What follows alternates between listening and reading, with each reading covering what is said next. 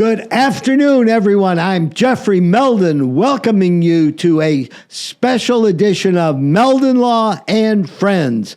We're here recording from the studios at Spurrier's Gridiron Grill, and we're very excited to have some wonderful guests for you today. Before we move forward, I want to announce that Meldon Law is giving away tickets for this upcoming week's volleyball games. There's actually 3 matches.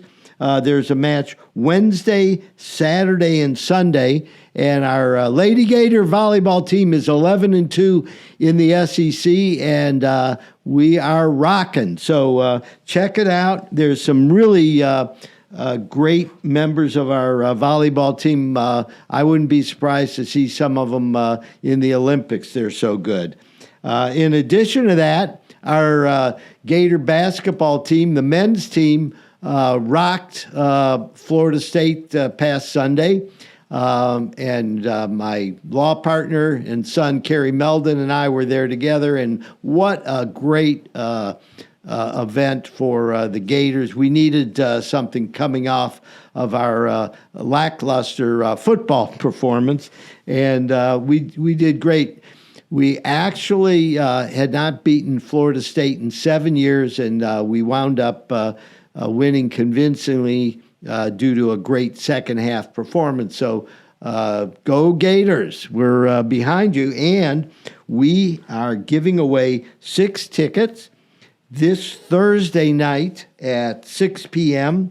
to the Milwaukee game. The men's Florida Gator basketball team is playing Milwaukee, and that's going to be fun. Any of our tickets, all you have to do is go to Meldon Law on Facebook. So, and we have ticket giveaways all the time. You want to go and sign up so you get notified whenever our packages and giveaways are going on. Just go to Meldon Law Facebook page, and you'll see everything. As the only official injury law firm partner of the Florida Gators, we're able to score tickets at nobody else can get, and we like to share them with all of our community members. So join us. Anyhow, speaking of community members, we have a very special guest here who is part of our community, Brittany Daley. How are you doing today, Brittany? I'm doing great, Jeffrey. How are you doing? We're wonderful. Now, you work as the regional director for the American Heart Association, correct? I do. I'm right here in Alachua County, working with all the local businesses and volunteers. Now, tell us a little bit about your background. What's your story as far as coming to how you made the journey to Gainesville and where you're at now? Yeah, absolutely. So I moved up to Gainesville from Sarasota back at the end of July, right after I started with the American Heart Association.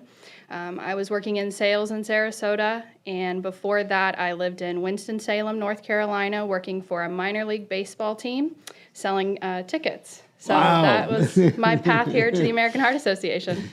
And what was your educational background?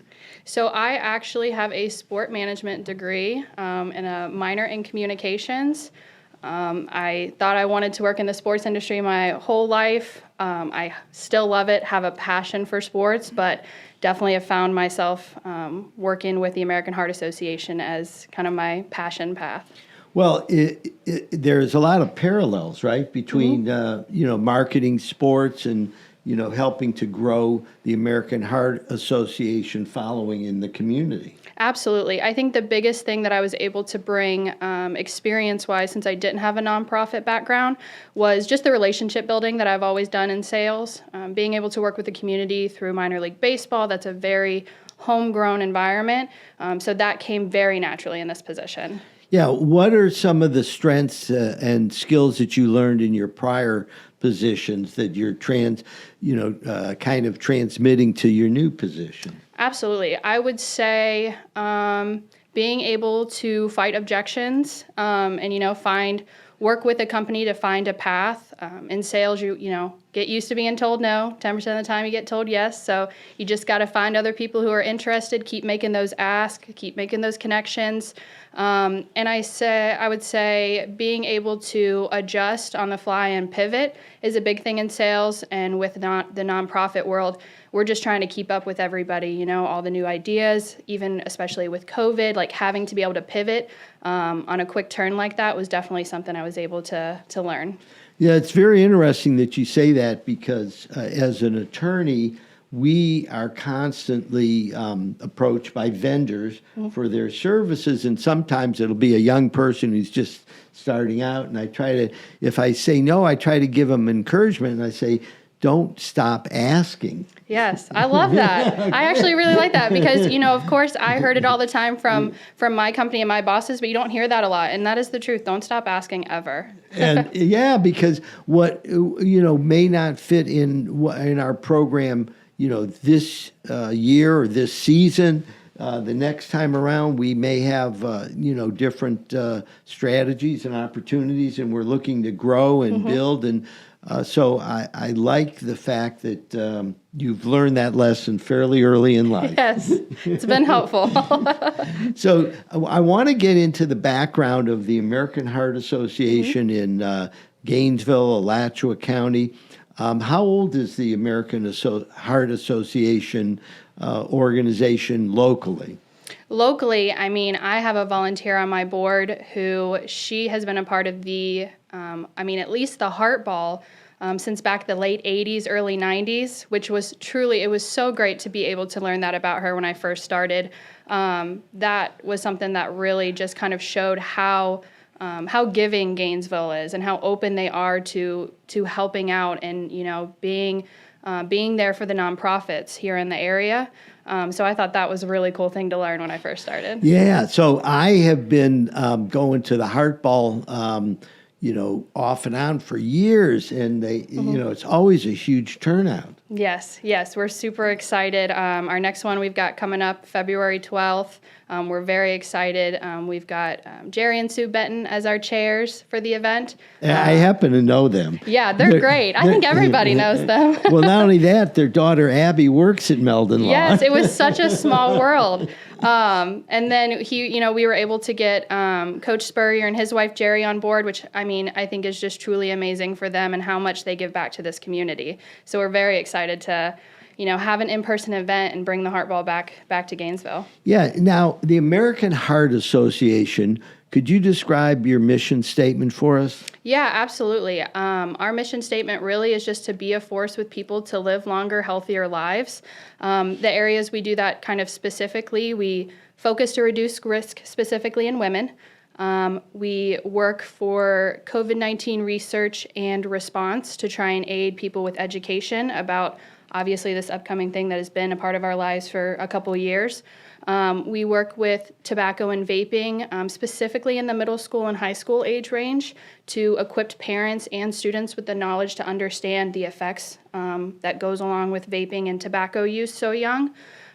We work obviously with stroke and heart attack patients and wanting to reduce the risk and be able to help them once they suffer from a cardiovascular event. And then finally, just healthy living, eating well, making proper exercise choices, mental well-being, a lot of things that go into prevention of cardiovascular events instead of just being on the reactive side of it. Well, I bought a Peloton this year. Will that help? Yeah, absolutely that will. I know that'll get your heart rate going. I just have to use it more often. Right, exactly.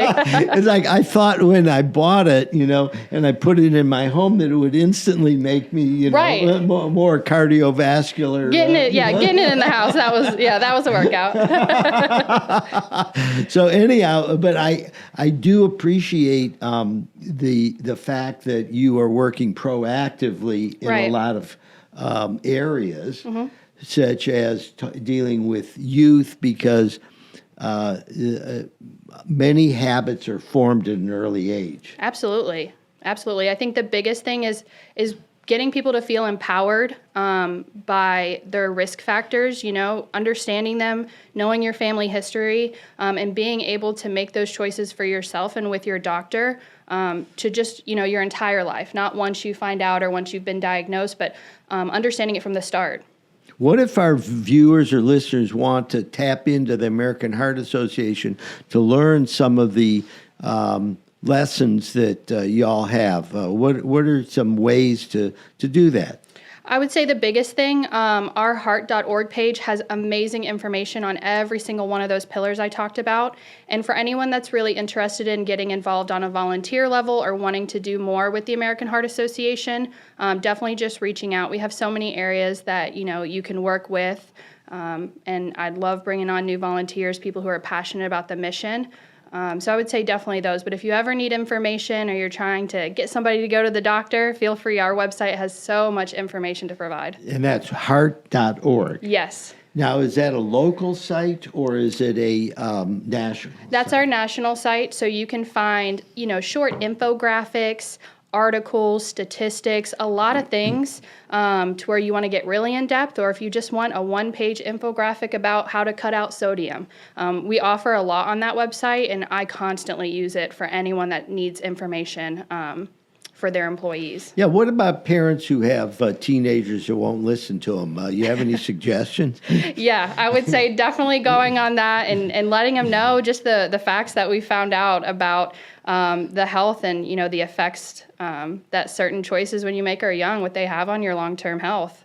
Yeah, it's like for every year you smoke, it maybe cuts off a year on the back end or right. something. You don't think about it. You're young. You're going to live forever. I know. It's interesting because as parents, we try to be good examples for our children. Mm-hmm. Sometimes it works, sometimes it doesn't work. Right. Sometimes they listen, sometimes they don't. What the best is if they can really discover good choices on their own. Mm-hmm. Absolutely. I think the biggest thing is parents just leading by example, educating, yourself to where you can make those choices day in and day out. And then, the kids, they just follow suit, it'll be something they were raised on and understand, and they won't even question it going into adulthood.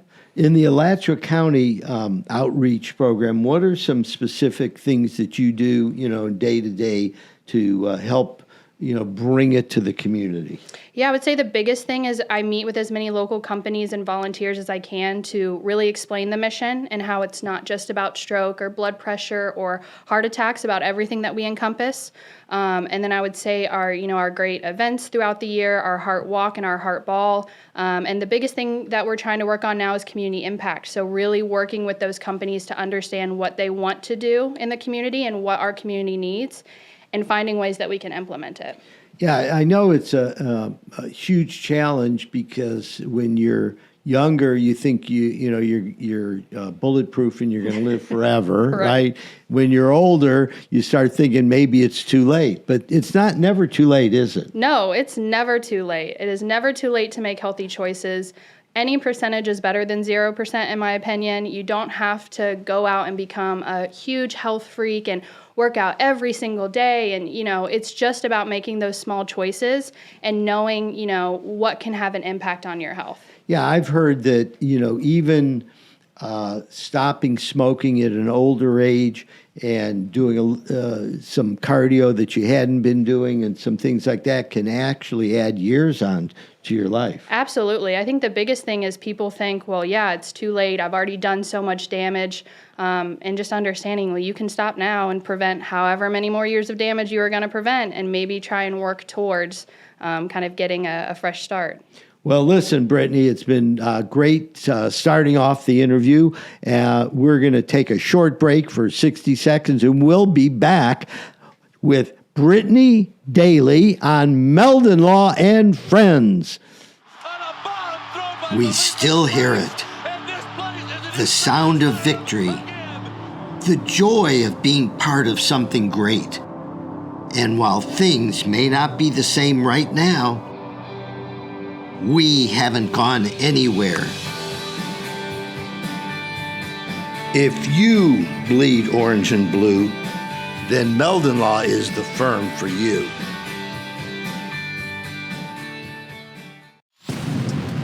The Gator Nation will be the first to tell you that in all kinds of weather, we all stick together. which is why Meldon Law is honored to be the only official law firm partner of the Florida Gators. We hope you never find yourself the victim of a serious accident, but if you do, our team is here for you. Gators won't back down from a fight, and neither do we. Welcome back to Meldon Law and Friends. I'm Jeffrey Meldon, founder of Meldon Law, and I want to remind our listeners and viewers that every Saturday at 10:30, we have Law Talk Live. We're in our 19th year now. It's on the Sky, 97.3 FM. So listen in this coming Saturday at 10:30, 97.3. You'll have a blast. It's a little bit different than Meldon Law and Friends. It's on the radio, and it's also a call-in show, and it's conversational. So give us a call, and please, if you have any questions, you can go to our Facebook page on Meldon Law and Friends and type in any questions that you have for Brittany Daley, who is the regional director for the American Heart Association and our guest today. Brittany, I want to ask you about the 5 pillars of the American Heart Association.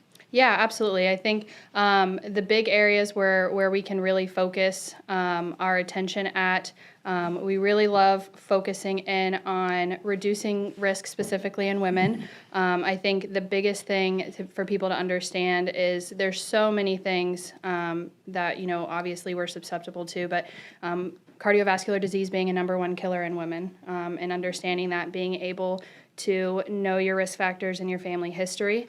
I would say after that, we like to focus on COVID-19, our response, and our research efforts. I think the crazy, obviously, whirlwind that we've been thrown into, we wanted to add that into it, being able to help fund research, education, information to give out to the public, to where people, are aware of what's going on and understand the facts and the science behind it. We definitely try to focus in another area that we've added, kind of due to what's been occurring in the world, tobacco and vaping. Like we said, with it specifically in youth and like middle school and high school age, I think the biggest thing is to really take that education and help them understand what those long-term side effects are, like, how we said, and understanding how they can empower themselves to make good choices when they're confronted through school and out of school. Obviously, our big focus, our name and what we've always been known for is, stroke, high blood pressure, heart attack, making sure that people are educated on what their risk factors are, understanding how they can fight against those with just choices every day, to eat healthier, to work out, to stay in touch with their doctor with regular visits. And then finally, just an all-around healthy living lifestyle. I think Gainesville is a great area. I always see people riding their bike, out walking. I think Coach and his wife, Jerry, make a great example of that, of how, they work out very regularly. I know Jerry walks a couple hours almost every day. I don't know if you knew this, but Jerry, for a long, long time, maybe 30 years or more, used to lead the fitness class at Gainesville Health and Fitness. I didn't know that. Oh, yeah. That's awesome. Jerry was the superstar out there, and anybody that's been in Gainesville, back in the, 80s, 90s, well, Steve came here, I think, in 90. Okay. Okay, and all of a sudden, Jerry, started teaching fitness classes. Right. So she's kind of a guru when it comes to fitness. Yeah, I love that. I swear I've learned something new every time I bring them up, which is so great. It just shows how much they're involved in the community. But yeah, I think this area does a really great job of trying to work towards a healthier life. I know Gainesville Health and Fitness is a big proponent of that. So yeah, I think this area is a great example. Actually, you just sparked a memory in me. This is very interesting. So back in the 1970s, the head ball coach and Jerry moved back to Gainesville for a while, and they opened up the nicest, fanciest workout club. It was Spurrier's. Okay. And it was over on 16th Avenue between 6th Street and Main Street. And it was a beautiful brick building. And what's interesting, Joe Cerulli, who founded Gainesville Health and Fitness. Yes. Okay. He drove down from New York, okay, and was living out of the trunk of his car. And Steve Spurrier gave him his first job. Wow. At the health club. Right. I guess they called, I forget what they called it back then. In the early days, it was called a gym and then a health club. Right. And then it's morphed into different names. So there's a tie-in between Steve Spurrier opening up the first, really first-class club here in Gainesville, bringing in Joe Cerulli, who then starts Gainesville Health and Fitness. And I mean, you would never know that driving by that beautiful building, at least the main one, let alone the others. No, well, ask Steve and Jerry or Joe Cerulli about the story. And I think Joe said, I'll do anything, and they had him, cleaning up the dirty towels and wiping the floors and stuff like that. And That's amazing. So, when it all kind of gets back to the history of Gainesville as being a mecca for people who were athletic. I think part of it is because the university is here. There's a lot of younger people that were in the early days interested in staying fit. Certainly the college age kids, they're all looking for boyfriends and girlfriends, and so they want to look as good as they can, right? So they're all working out in Gainesville, and to this day, I think the interaction between the University of Florida and the students and all the people that work there and the American Heart Association is still strong. Absolutely. I would say, some of our biggest supporters here, obviously, UF Health, North Florida Regional, all of the hospitals are just so involved with the American Heart Association and really making sure that they bring all of their employees together to really, stand behind the mission and really support it. And not only that, the local businesses as well. It really kind of speaks to the community and how it likes to lift everybody up. So what is UF Health doing with regard to heart research? Wow, they do a lot. I would say I know the American Heart Association, we're so lucky here in Gainesville that a lot of our funds and our research dollars, we do put some back into the college through grants, research awards, which I think is truly amazing. Not a lot of areas get to say that, and I get to brag a little bit anytime I'm out in a meeting and say that, there is some amazing things happening, and I'm constantly looking on our information to see what big thing is going to come out, because I know there's going to be something that comes out of Gainesville, and I am so excited to kind of see what that is. Yeah, for those viewers and listeners that don't know, UF Health is on the forefront of research with regard to heart research and in many other areas as well. However, I would say because of the magnificent growth of UF Health, they're always there looking for research dollars and bringing in some of the top people in the country to our area. Yeah, absolutely. I think they're definitely kind of an amazing asset to this area. And I think Gainesville, from what I've gathered, just moving here the past couple of months, we take a lot of pride on research and medical development, which I think is really great, having such big names here in this area. Well, that's really fantastic. I want to get back to the Heart Ball coming up. So if somebody wants to go to the Heart Ball, okay, what can they expect? I think, honestly, it's just a night to really celebrate what local community or local companies and volunteers are doing here in this area year-round, being able to come together for the evening to celebrate that, talk with each other, network. I think, great partnerships come out of that night. I think the biggest thing, if you're interested in attending, you want to be a part of the Heart Ball, we do obviously have sponsorship opportunities available. But it's a really exciting night. I'm excited to kind of maybe change it up a little bit and see how we can bring it back in style. Well, now, Brittany, you weren't here until last summer, right? Yeah. So this is your first Heart Ball. This is my first one. I think I'm more excited than everybody else. So I will tell you this, okay?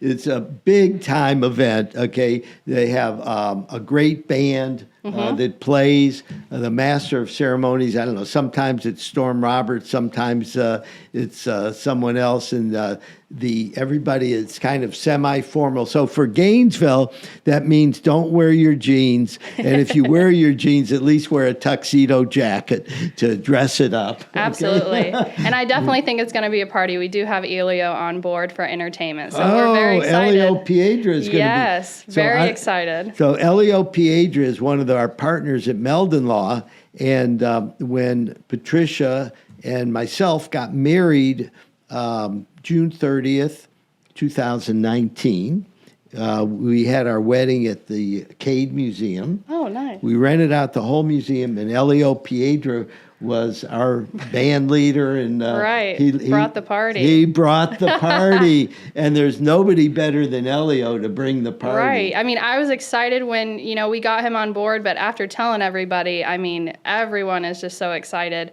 I think I really would love to make this event. It is local, but make it feel local with bringing important people and companies that do a lot to Gainesville and mean a lot there that night. So you're going to be in for a great time. The food is fabulous. The Hilton Hotel has one of the largest rooms available in town, and that's why they always have it at the Hilton. Yes, it's always the perfect, ideal spot. And, for years and years and years, we've had the Meldon Law Scholar Athlete Banquet there at the Hilton. Right. And they always do a great show for us. That's awesome. It's not the first time I've heard about Scholar Athlete. I think, was Abby a Scholar Athlete at one point? Yes, I did, yeah. She was a volleyball star.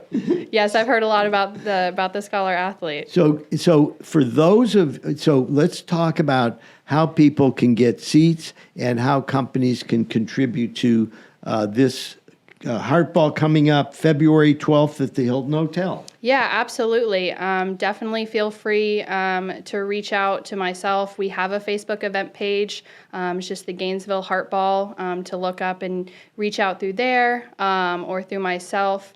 We have sponsorship opportunities available for tables and for companies that want to get involved and be there. And then, of course, we do have a silent and a live auction. So if there's any companies that would like to provide auction items, we're always definitely willing to provide something that people would be excited about. So yeah, those are kind of the areas. So let's what's the website again to get directly to you? So you can we have a Facebook event page. You can just type in Gainesville Heartball, and it'll take you there to our event website, or you can reach out to me directly. Our information is on that as well. Okay, so everybody go to Gainesville Heartball, and you can get connected with Brittany Daley, and you or your company can go have a great time, sponsor a great cause, and I promise you, you will have a fantastic time. There's live auctions, silent auctions. There's great food, dancing, fun, a big crowd. You can dress up a little bit. So anyhow, that's coming up February 12th. I want to thank Brittany Daley for being our guest on Meldon Law and Friends, and we'll be back in 3 minutes. We still hear it. The sound of victory. The joy of being part of something great. And while things may not be the same right now, we haven't gone anywhere. If you bleed orange and blue, then Meldon Law is the firm for you. The Meldon Law Firm from the beginning has been built on giving back to the community. I enjoy coming to work as much today as I did in 1971 when I opened my practice. I don't look at this as a job. I look at it as serving other people. While we're alive, what better feeling can you achieve than knowing that you've helped other people and thereby you enrich your own life? The Gator Nation will be the first to tell you that in all kinds of weather, we all stick together, which is why Meldon Law is honored to be the only official law firm partner of the Florida Gators. We hope you never find yourself the victim of a serious accident, but if you do, our team is here for you. Gators won't back down from a fight, and neither do we. Oh my gosh, I can't even believe this. Look what you have done to my truck. Excuse me, it's your fault, it's not my fault. Yes, it is your fault. No, I am calling Jeffrey Meldon from Meldon Law. So I'm gonna call Jeffrey, my husband. Meldon Law, this is Jeffrey speaking. This crazy lady here, this crazy lady, he might... New client? Yes, but this one might be a little tricky. I've done mornings here on Sky Radio for 17 years. Jeffrey Meldon started doing his weekend show here 16 years ago. One of the things that separates Jeffrey is I don't see him out there hollering for people's business. I see him out there investing in the community. He's touched a lot of lives, and a lot of it he'll never know what a difference he made in somebody's life about information that he has shared on the air.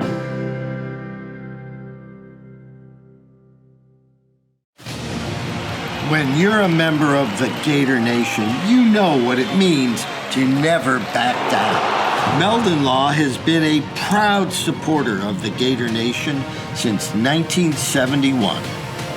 Two forces that won't back down. As the old saying goes, if you can't beat them, join them.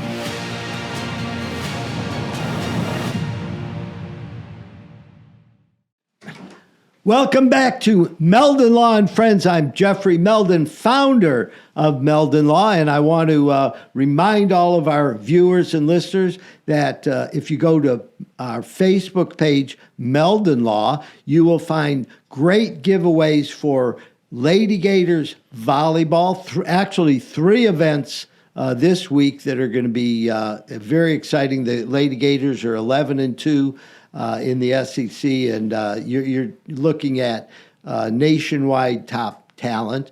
And the men's basketball team is home this coming Thursday at 6 o'clock playing Milwaukee, and we're giving away a bunch of tickets for that as well. So help us help spread the good word about all these great Gator sports. Meldon Law is the only official injury law firm partner of the Florida Gators, and we get to score these great seats and share them with the community. So join us and have a great time. Anyhow, I am here with my friend Carolina Rielly, who's the assistant manager at Prime and Pearl. Welcome, Carolina. How are you doing? I'm doing good, Jeff. How are you doing today? Good.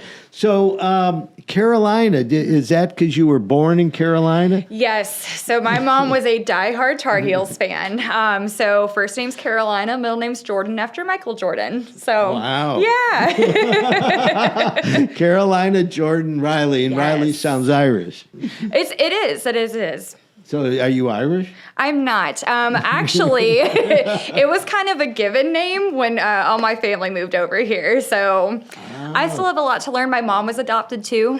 So we don't really know too much about our family lineage. Oh, okay. Yeah, I did a 23andMe to try to figure I still it out. have one, and I haven't done it yet because I've just been like, oh, do I really want to know? But I do. Yeah, well, it's fun. And, we all...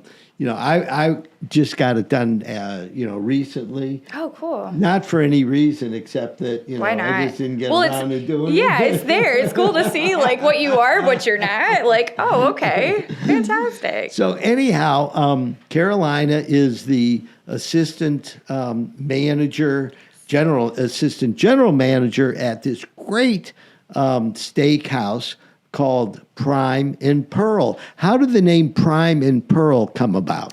So we got our name because we use USDA grade prime beef. So it's the top beef that you can get in the United States. So that's where the prime comes into play. Mm-hmm. And then Pearl, because we also specialize in fresh oysters coming all the way from Canada and the U.S. We mostly go with cold water, so you get the freshest and most absolutely delicious oysters. And that's where the Pearl came from. Oh, okay. Well, I frequent Prime and Pearl, and I can tell you I'm there frequently because it's great food. And we also love our oysters. My wife, Patricia, and I are really oyster aficionados. And when we want to go out, a place like Prime and Pearl, where we know we're going to get really fresh oysters from around both the East Coast and the West Coast, okay, is pretty exciting. So I want to talk oysters for just a second. Absolutely. Tell us about some of the different kinds of oysters that you have there. So we do a fresh selection every week. We do it based off of the temperatures in the water. So when we're looking at the different months, that's where we look at either East or West Coast. Right now, we have a lot more of East Coast because the temperatures are a lot cooler. So we have a lot coming from Prince Edward Island, New Brunswick. Along with that, we do Gulf oysters as well, but we're waiting until it gets a little bit cooler. So we have a lot coming from Baba Booms, Sweet Jesus. Those are my absolute favorite. I love selling those. Those are from Maryland. And then a couple different ones from Duxbury, which is part of the Duxbury Bay in Massachusetts. And then once we start going into the colder months, we're going to bring more from the West Coast, where we're hitting California. We have some from Alaska as well, because those waters are starting to chill. But we're very particular about which ones we're choosing going into the seasons, because we want the freshest possible. And what's your favorite way to eat oysters, as far as, with crackers, without crackers, with hot sauce? I am such a cheater. I don't mind taking them just as they are, but I love crackers. We do a fried saltine cracker, and it just, I don't know. There's something just so beautiful about a fried cracker with an oyster and hot sauce that just hits home for me. So I do doctor mine up, but we have a lot that are very nice and briny, but not overpowering to where you can have them just straight up as an oyster. So sometimes if I have a really good briny oyster, right, I want to have it straight from the shell with the oyster juice right in it. Yeah, right? It just hits home. I grew up for the most part in northern New York near the harbors. So to have that fresh seafood, just saltiness taste to it, to me, it's like a home feeling. So I do appreciate that. And especially with a nice glass of wine, so good. Yeah. Well, let's talk about the wine at Prime and Pearl, because you do have an incredible wine list there. Yes. Let's talk about that. Yes, so we have been very lucky when we were building this concept. One thing we wanted to do was really stand out with our wine selection. So we have over 150 different varietals of wine going into New World and Old World. Most of our domestics are going to be California based, but we like to introduce the motion of taking domestic and bringing it a little bit of light. So we also have wines from South Africa, New Zealand, Australia. We try to take you all over the map whenever you come in and you take a look at our wine list. So you have these vast selections, and we enjoy taking the time to build such a wonderful list that you really can't find anywhere else around here. No, it's an amazing wine list. Now, the Australian, from Chile, from Argentina, there's these incredible wines. Why is it that some of those wines from, foreign continents are less expensive than the California wines? So a lot of people they're not quite sure about them yet. So California, just depending on which type of vineyards you're coming from, what the climate is where you get more of the expensive bottles. So a lot of these vineyards that started out in the 70s in like Napa and Rutherford and all the different areas of California have been juicing their grapes for a very long time. So they've taken a lot of time, effort to put into these productions. Not saying that, anything from Chile or New Zealand or Australia haven't put that thought process into it, but they're newer to the wine game. They're a lot fresher. They're trying out different products and different juices with their wine. And I know Italy and Spain have some incredible values. Yes. So, and that's where you get your old world wine. That's your traditional, heavier bodied. You have a lot more of the complex flavors going into that. For me, domestics and New World have a juicier forefront on there, and they're a little bit sweeter. When you go into Old World, you have, I like to call them like the cellar wines. Like you can just, as soon as you open it up, you can smell and taste it just sitting in a nice, beautiful old cellar, just aging for so long. So what about France? You know, that's where it all started, more or less. Yes, absolutely. And so let's talk about the value in French wines and the taste versus, say, some of the top California wines. Absolutely. You know, it's funny because you do have people come in that have such a distinct palate that they enjoy more of the French style. So when you go into French style wines, you're looking at, again, a larger and deeper aging process than most Californias because they've been doing this for so long. You have a lot more vineyards with old vines. So you get that nice old vine taste where you get more tobacco and more leather versus the California or Washington State or Oregon wines where you have a lot more of that fruitful complexity with it. To me, having a nice traditional like Bordeaux, for example, is a very popular French wine that people tend to go towards our restaurant. Bordeaux has been making wine for centuries. It's just a craft that they have really committed to, and it's something that people know all around the world, which is absolutely beautiful. And then you go into stuff like Champagne. You know, you can only get Champagne if it's from Champagne, France. Yeah, so I want to tell you, I have made several trips to the Champagne district in France. I'm so jealous. Okay? And, you know, of the champagnes, my, favorite champagne to drink is Veuve Clicquot. That's one of our specialties, actually. So I'm bringing in a couple magnums for December because why not? Who doesn't love a giant bottle of champagne? But yeah, the Veuve is such a wonderful label, and they've really they've powered through. We during COVID, there was a big tariff issue. Obviously, there was a lot of the border shutting down where we couldn't get this stuff. So it's been allocated to our restaurant quite a few times, which is a fantastic thing. But Veuve is it's a beautiful champagne. I know, and when we go to get our champagne now, they put a limit on how many bottles of Veuve I can buy. Yeah, like come on, come on. You know I'm here a lot. Let's just go ahead and fix it up a little bit. So I had, at the ABC on Newberry Road, the limit is 2 bottles of Veuve at a time, and I went there, and since I'm such a good customer there, they gave me 3 bottles as a special favor one time, and now we've got Thanksgiving coming up at our home, and I need to score some more Veuve.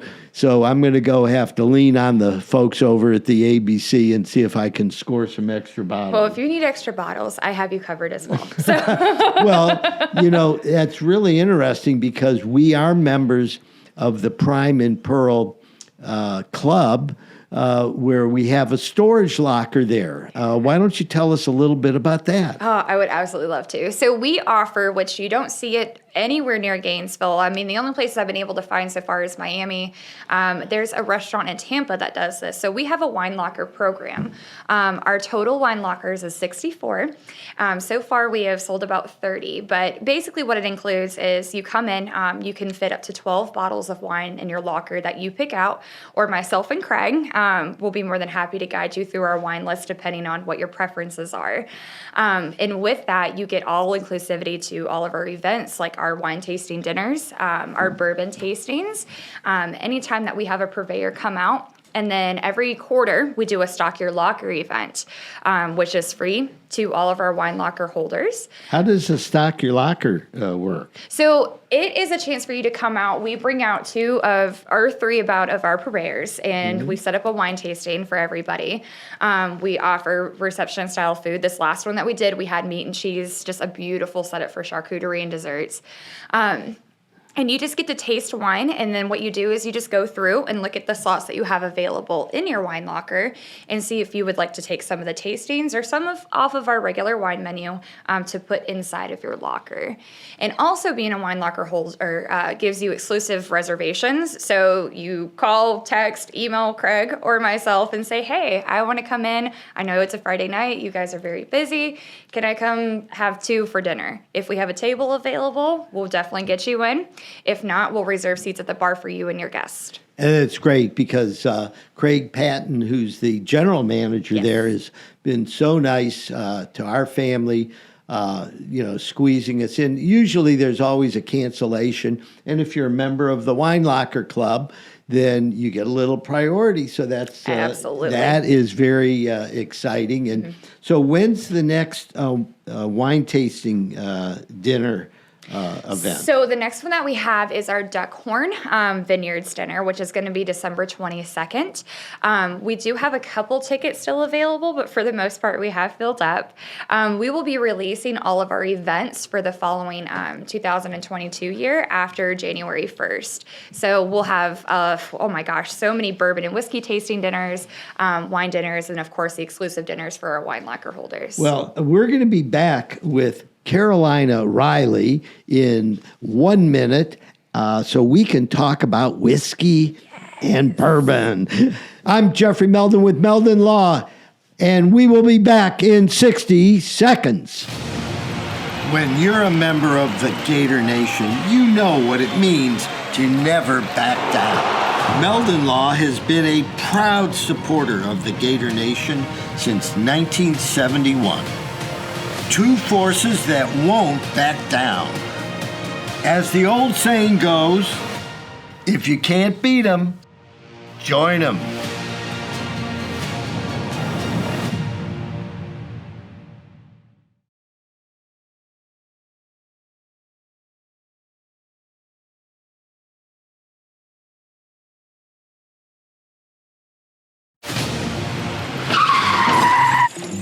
Oh my gosh! I can't even believe this! Look what you have done to my truck! Excuse me, it's your fault, it's not my fault. Yes, it is your fault! No, I am calling Jeffrey Meldon from Meldon Law. So I'm gonna call Jeffrey, my husband. Meldon Law, this is Jeffrey speaking. This crazy lady here! This crazy lady here might... New client? Yes, but this one might be a little tricky.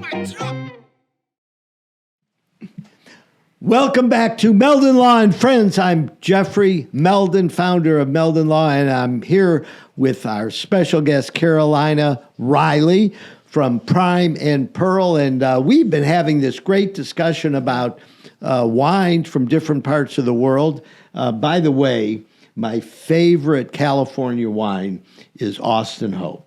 That's such a big seller for us. You can't go wrong with Austin Hope. Anything from Paso Robles is just, it's so good. It has such a nice punch in the beginning, and it's so mellow towards the end. It's perfect with a steak dinner.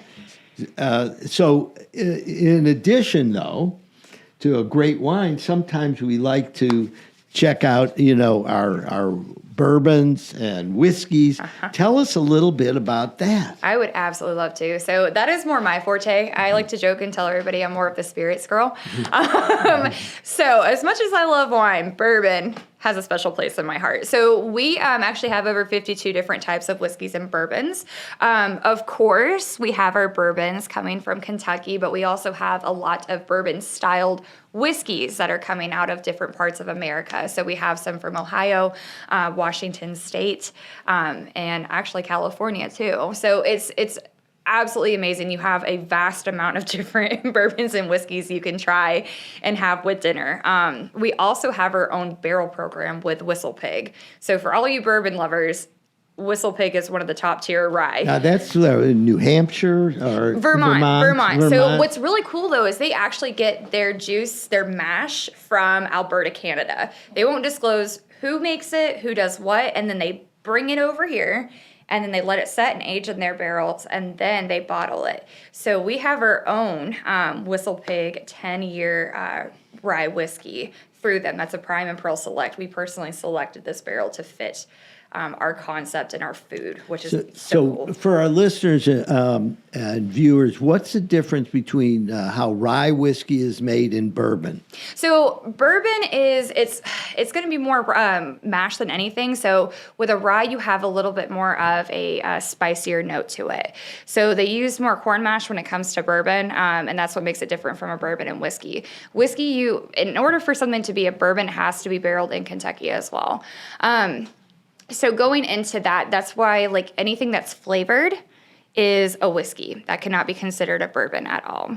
And then when you go into rye, like I said, it has more corn mash in there. So that's what makes it have a bit of a spicier bite. Like you get a peppery bite with it. So, like, when I think of rye whiskey, I think of Canada. Yeah.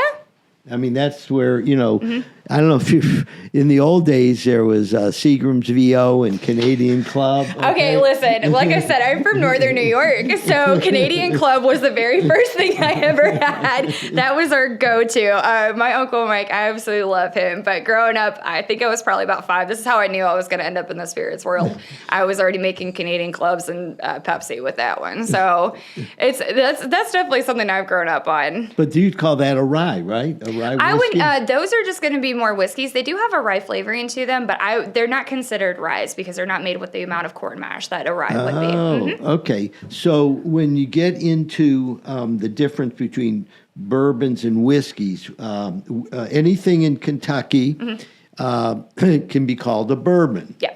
Are there whiskeys made in Kentucky as well and not called bourbon? There is, and that's kind of where you get different mashes coming in and different juices from different distillers. So, it's like when you take a look at, let's say Jack Daniels for an example. They're a Tennessee whiskey. They go through a maple and charcoal filtering. This? Jack Daniels. Oh, Jack Daniels. Yeah, like so Black that's Jack Gentleman's Jack. They do have a sweeter whiskey to them. So that's kind of where you get the difference between that. Back in the Prohibition times is really when America, because everybody was doing these different whiskeys. You have scotches, which that's actually where bourbon making came from, was a lot of people coming from Scotland creating these different types of mashes. Oh, and the Kentucky Hills were familiar to them because they were from Scotland. Exactly. So they wanted to create their own brand with that. So back in Prohibition is when they really set up these laws saying that you cannot be called a bourbon unless you follow this rule, this rule, and this rule. And it's just like anything else in the food industry. You break the rules, you don't get the label. Okay, I see. So Kentucky bourbon is unique around the world. How about what's going on as far as Japanese whiskey? I know that's like, Hibiki and some of these others I drink are fabulous. It's something that I've recently gotten into. It's so nice. So what's really great about Japanese style whiskey is they use a lot of, they base their mash off of rice or barley. That's usually the main components for them. Versus you have bourbon, which is going to be wheat, for the most part, or corn. Usually the white corn. So they have a bit of a sweeter taste to them, and it's very smooth. So you're not getting so much of that burning sensation you get a lot of the time when you're drinking bourbon. So it's a really great alternative for somebody who maybe doesn't quite want the heat of drinking bourbon, but wants to enjoy the taste of it. So I highly suggest trying any Japanese whiskey that you have out there. Well, talking about the heat, how does 80 proof versus, 90 proof or 100 proof, how does that impact the heat? A lot. Now, if you go into making cocktails or anything like that, usually what bartenders will tell you is they want a higher proof so that way you can get more of that sensation of the burn. But there's been a lot now that people have worked very hard for their distilleries to make even a higher proof very smooth. So you have, a really great one. We don't have it in the store, but it's Booker's. Booker's usually does a really high proof on their whiskeys. So with that, they've had to age it in a certain way that creates a better form of just not having basically white lightning where you're sitting there and you're like, oh, dear God. And actually being able to swallow it and enjoy it. Well, Carolina, I always, like when I'm buying my, whiskey or bourbon, I tend to get the lower proof for that reason because it's a little smoother going down. Yes, most definitely. For me, when I make cocktails, especially going into like our style of craft cocktailing, I don't like to just knock people out of the water. I'd rather them be able to enjoy a smooth ride on their cocktail. Well, so we've talked about great oysters. We've talked about bourbons and whiskeys. I think it's time to start talking about the great steaks. Tell us a little bit about what makes Prime and Pearl incredible when it comes to your meats and how you present it. Yes. So one thing that's very unique to our concept is that we dry age all of our steaks in-house. For those of you who don't really know what dry age is, or it's just like, I don't understand what the huge deal about dry age, basically what it is you take your cut of meat and you store it in a temperature-controlled cooler, which we actually have up front at our restaurant, so you can see the dry aging process. And what it does is it takes a certain temperature and humidity, and it encapsulates the meat. So you're basically slowly sucking the moisture out of these cuts of meat, and what it does is it creates a very tender, juicy, and buttery meat on the inside. We do 45 days. You can go further than that. That's something that we think is a perfect hit because it really creates that nice gaminess that you're looking for in a dry aged steak, and creating that beautiful tenderness throughout it as well. And you have a bunch of different cuts that are dry aged, right? Yeah, so we have all of our steaks are aged. So for our dry aged steaks, we have our 20-ounce bone-in New York strip, our 20-ounce bone-in ribeye, and then we have a tomahawk, which is 40 ounces. Which that's ambitious, but you can share it. Listen, if I can eat it, anybody can eat it. That's all I'm saying. And then we also have our 40-ounce porterhouse. So you're getting your nice cut of New York strip and then a filet with that as well, which is a great one to share if you're on a date or just having a really nice date night, or if you're just really hungry. Go for it. Yeah. Well, Patricia and I love sharing, our entrees. So, yes. So that's a good. It's a really great one. And it's fun. It's very interactive. I mean, it comes out. It has this giant bone. We slice it for you. It's a really fun dish to look at. Yeah, and then you have a bone at the end of the evening to take home for your dog. Yes, I have 2 corgis, so they get spoiled. I know. they get lots of bones. Yeah, and so how do you prefer your steaks cooked? Okay, I absolutely love Pittsburgh rare. Just because I like that nice char on the outside. And I usually like it with a smaller steak, like a 6-ounce filet. I don't mind it so much on a 10-ounce filet. But if I'm having more of a strip, or if I'm having more of a marbled ribeye, I like mine medium rare. I think it just allows all those flavors to come through. Medium is still great, especially when you have a bigger cut of beef. That's still a good way to go if you're a little iffy about it being so red. For me, I'm not a mid-well or well-done fan, but one thing I always like to preach to my servers especially is, we don't judge. You come in here, you can order your meat anyway. As long as you're happy, we're happy. So, that's interesting because when I go into a restaurant, I prefer my meat cooked medium rare. Sometimes when you tell a restaurant medium rare, they really bring it medium rare. Other times they'll bring it medium. Mm-hmm. So I'll have this conversation with the waiter, and I'll say, now, is your medium rare really medium rare, or is it closer to medium or medium well?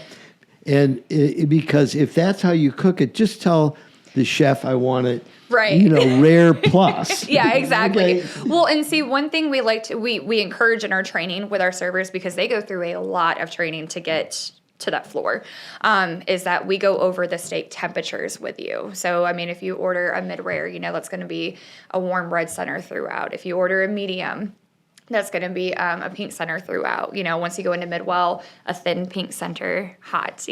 So we make it a point to really discuss that with our guests to make sure that we're giving you every single bit of detail. Well, I'll tell you, I love the experience of going to Prime and Pearl, and Carolina Rielly has given us a lot to think about. So the next time you want to have a big time out on the town, check out Prime and Pearl. They're in Celebration Pointe, and it's a beautiful restaurant. You can go there. You'll see the Meldon Law caged wine locker with 60. What are there? You said how many total? We have 64. 64. Okay, that was a Beatles song back when I was younger. Anyhow, I love going to Prime and Pearl. I want to give it my wholehearted endorsement. Look for Carolina Rielly when you're there. Say hello to our dear friend Craig Patton, who's the general manager. And the one thing I can tell our viewers and listeners is that you will really have an exceptional dining experience at Prime and Pearl. It's really neat to have something that's unique in our town. So I want to thank you very much, Carolina, for joining us. Yes. And everybody can go to Prime and Pearl. Just put in Prime and Pearl. It'll come up. You'll get to their website. So anyhow, thank you very much for joining us on Meldon Law and Friends. And we'll be back next week on Meldon Law and Friends.